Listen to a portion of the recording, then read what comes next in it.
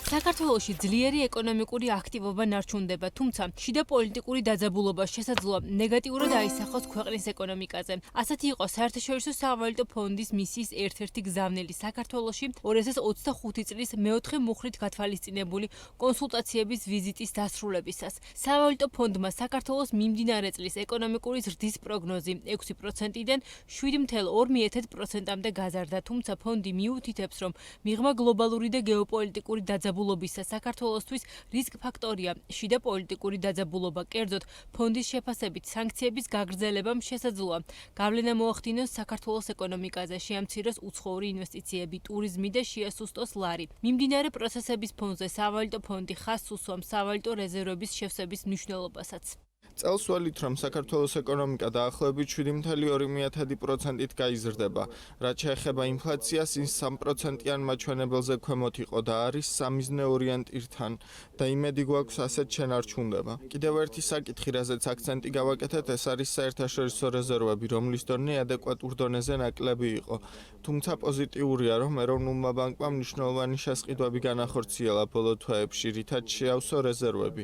საქართველოსთან მიმართებით რამდენიმე რისკს გაუსვამ ხაზს, რაც გლობალური სავაჭრო წნეხიდან, რუსეთის მხრიდან უკრაინაში მიმდინარე ომის და იმ ეკონომიკური პირობების გამო, რაც გლობალურად არსებობს. ადგილობრივად იყო წნეხი პოლიტიკურ მდგომარეობას გულისხმობდა, სანქციების ხელახლა დაწესებამ შეიძლება ეკონომიკურ მდგომარეობაზე გავლენა მოახდინოს.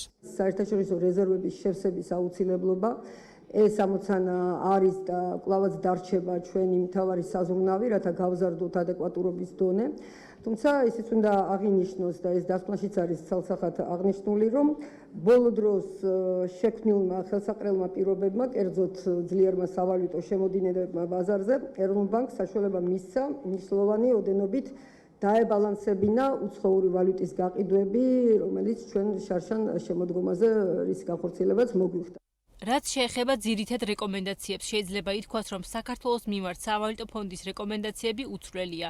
ფონდი ერთ-ერთ პრიორიტეტულ მიმართულებად სახელმწიფო საწარმოების რეფორმას ასახელებს და აღნიშნავს, რომ ამ ნაწილში შემდგომი წინსვლაა საჭირო. რეკომენდაციებს შორის კვლავ მოხვდა ეროვნული ბანკის დამოუკიდებლობის გაძლიერების საკითხი, მათ შორის სების გადაწყვეტილების მიღების მოდელის შეცვლა და საპრეზიდენტო გადაწყვეტილების მოდელიდან კოლეგიალურ მოდელზე გადასვლა.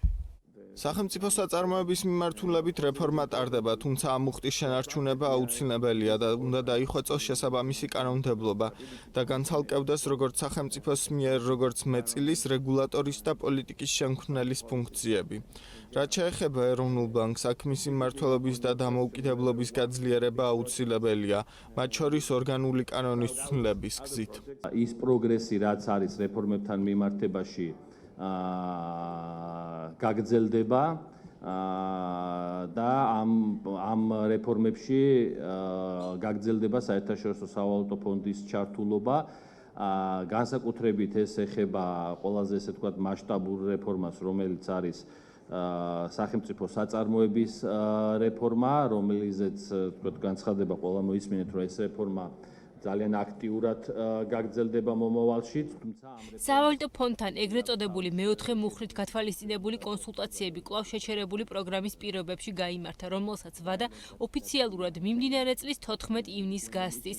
სწორედ სახელმწიფო საწარმოების რეფორმა და ეროვნული ბანკის დამოუკიდებლობასთან დაკავშირებული კითხვები იყო, რის გამოც ჯერ კიდევ 2023 წელს IMF-მა საქართველოსთან მიმდინარე პროგრამა შეაჩერა. უკვე დღეს საქართველოს მთავრობაში ამბობენ, რომ მიუხედავად პროგრამის არსებული სტატუსისა, IMF-თან თანამშრომლობა არასდროს შეწყვეტილა და ეს პროცესი მომავალშიც გაგრძელდება. კითხვაზე, აპირებს თუ არა საქართველოს მთავრობა სავალუტო ფონდისგან ახალი პროგრამის მოთხოვნას, ფინანსთა მინისტრის პასუხი ასეთია.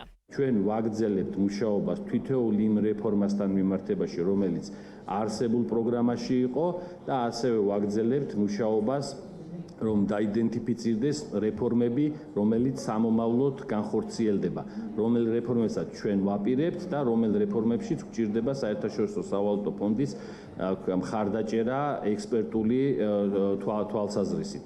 შესაბამისად, როდესაც ეს სამუშაო საბოლოოდ იქნება დასრულებული, მხოლოდ ამის შემდეგ გვექნება, ასე ვთქვათ, გადაწყვეტილებაც და მსჯელობაც, ეს მიიღებს, ასე ვთქვათ, პროგრამის სახეს, თუ ეს მიიღებს, ასე ვთქვათ, ინდივიდუალურად რეფორმებთან მიმართებაში თანამშრომლობის სახეს. თუმცა საბოლოო ჯამში შედეგი ამ თანამშრომლობის არის ერთი და იგივე. მიუხედავად იმისა, რომ პროგრამა ფორმალურად იყო შეჩერებული, ჩვენ არასოდეს შეგვიწყვეტია თანამშრომლობა სავალუტო ფონდთან, იქნება ეს ტექნიკური დახმარების ძალიან ინტენსიური ერთობლივი პროგრამა, რაც მთავრობასაც და ეროვნულ ბანკსაც ჰქონდა და დღესაც მიმდინარეობს, თუ იქნებოდა ეს კონკრეტული რეფორმები, რომელიც იყო თავის დროზე მხარდაჭერილი პროგრამით, საშუალოვადიანი სამიზნე მაჩვენებლები, რომლებიც ასევე იყო მიღწეული, ანუ ამ მიმართულებით ჩვენ ყოველთვის ვაგრძელებდით მუშაობას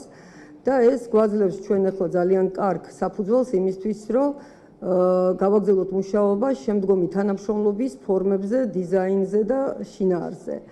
თავად სავალუტო ფონდის მისიის ხელმძღვანელი კი ამბობს, რომ საბოლოოდ მთავრობის გადასაწყვეტია. მოითხოვენ თუ არა ახალ პროგრამას, თუმცა ალეხანდრო ჰაჟდენბერგი იმ სარგებელზეც საუბრობს, რაც ქვეყნისთვის IMF-თან პროგრამის ფარგლებში თანამშრომლობას მოაქვს. იყო გარკვეული საკითხები, რაზეც სრული თანხმობა არ ჰქონდა, მაგრამ იყო მნიშვნელოვანი პროგრესი პროგრამის მიუხედავად, მაგალითად მაკროეკონომიკური სტაბილურობის შენარჩუნების მიმართულებით, ფინანსური სექტორის სიჯანსაღის გაუმჯობესების მიმართულებით. ამჟამად საქართველოს ძლიერი პოზიცია უჭირავს ბუფერული მიმართულებებით. რეზერვების რჩება ერთ-ერთ სისუსტედ, თუმცა ზოგადი სიტუაცია ძლიერია. IMF-ის პროგრამის სარგებელი კი ისაა, რომ ის აძლიერებს და აუმჯობესებს გზებს, რომლებითაც საერთაშორისო სავალუტო ფონდი ქვეყანას ეხმარება. თუ ქვეყანას IMF-ის პროგრამა აქვს, მას უფრო მეტი რესურსი დაეთმობა, ვიდრე ქვეყანას, რომელსაც პროგრამა არ აქვს. ჩატარდება უფრო მეტი მისია, იქნება უფრო დიდი ტექნიკური დახმარება, უფრო დიდი გუნდები. ამ სარგებელს იძლევა IMF-ის პროგრამა. ვიდრე საქართველოს მთავრობა საბოლოოდ ჩამოყალიბდება, რა ფორმით სურს სავალუტო ფონდთან თანამშრომლობის გაგრძელება. იქამდე IMF-ი მეოთხე მუხლის კონსულტაციების დასკვნით განაცხადში, ასევე აღნიშნავს, რომ ბიზნეს გარემოს გაუმჯობესებისთვის ხელისუფლებამ უნდა გაზარდოს სასამართლოს დამოუკიდებლობა და განამტკიცოს ანტიკორუფციული ბიუროს ავტონომია.